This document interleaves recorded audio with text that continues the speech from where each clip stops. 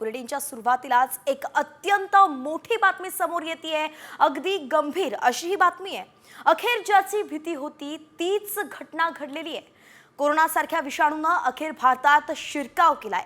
चीनमध्ये या कोरोनासारख्या विषाणूने हाहाकार माजवलाय। रुग्णालयांमध्ये आणि स्मशानांमध्ये अगदी रांगा लागल्या आहेत आणि जगाचं टेन्शन वाढवणाऱ्या याच कोरोनासारख्या विषाणूने आता भारतात शिरकाव केलाय।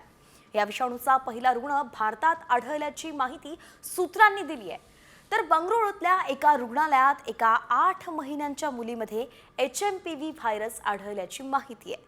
मात्र सरकारी लॅबमध्ये याची चाचणी केली नसल्याचं अजून स्पष्टीकरण आरोग्य विभागाने दिलंय।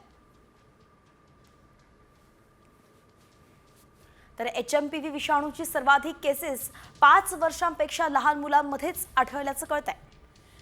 रोगप्रतिकारक शक्ती विकसित झाली नसल्याने संसर्गाचा धोका जास्त आहे। HMPV हा विषाणू मुलांच्या फुफ्फुसात हवेद्वारे प्रवेश करतो। लहान मुलांच्या फुफ्फुसांना सहज संसर्ग होतो। मुलांना श्वास घेण्यासही त्रास होतो। दमा किंवा ब्रॉन्कायटिस सारख्या आजार असलेल्या मुलांना याचा सगळ्यात जास्त धोका आहे।